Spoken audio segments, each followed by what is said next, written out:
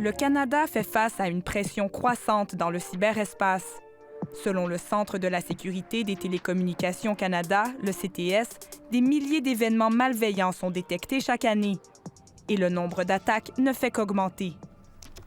La forme de cybercrime touchant le plus de Canadiens est la fraude, dont les pertes sont passées de 383 à 567 millions de dollars en 3 ans.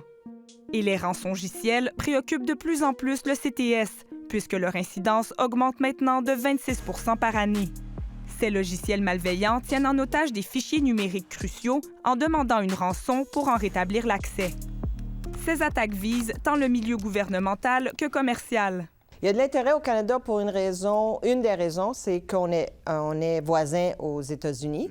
Donc, les États-Unis est quand même très ciblé.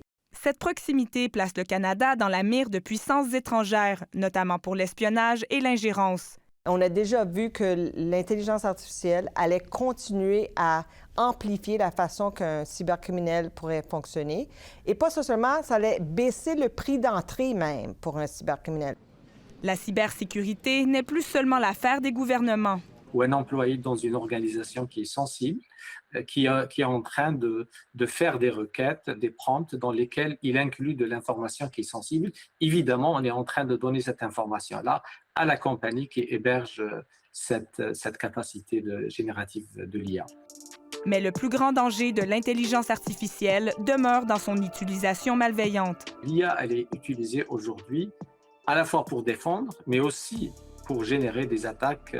Donc, il y a une augmentation en matière de vitesse, de complexité et de sévérité dans l'exécution des attaques. Dans un monde où les attaques sont de plus en plus sophistiquées, le Canada devra continuer de miser sur la technologie et sur la vigilance des citoyens.